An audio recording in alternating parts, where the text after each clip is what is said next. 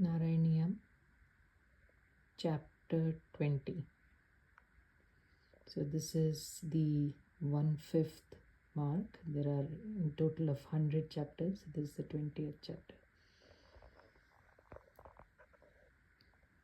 प्रियव्रतस्य प्रियपुत्रभूतात् आग्निध्रराजादुदितो हि नाभिः त्वां दृष्टवानिष्टदमिष्टिमध्ये तवैव तुष्ट्यै कृतयज्ञकर्म अभिष्टुतस्तत्र मुनीश्वरैस्त्वां राज्ञस्वतुल्यं सुतमर्थ्यमानः स्वयं जनिष्येऽहम् इति ब्रुवाणः तिरोदधा बर्हिषि विश्वमूर्ते नाभिप्रियायाम् अथ मेरुदेव्यां त्वमंशतो भूर्षभाभिधानः अलोकसामान्यगुणप्रभावा प्रभाविता शेषजनप्रमोदः त्वयि त्रिलोकीभृतिराज्यभारं निधाय नाभिः सह मेरुदेव्या तपोवनं प्राप्य भवन्निषेवी गतः किलानन्दपदं पदं ते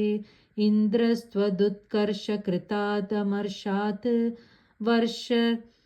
ववर्षनास्मिन् अजनाभवर्षे यदा तदा त्वं निजयोगशक्त्या स्ववर्षमेन त्व्यदधासु वर्षं जितेन्द्रदत्तां कमनीं जयन्तीम् अथोद्वहन्नात्मरताशयोऽपि अजीजनस्तत्र शतं तनूजान् येषां क्षितीशो भरतोऽग्रजन्मा नवाभवन् योगिवरा नवान्ये त्वपालयन् भारतवर्षखण्डान् सैका त्वशीतिस्तव शेषपुत्रात् तपोबलात् भूसुरभूयमीयुः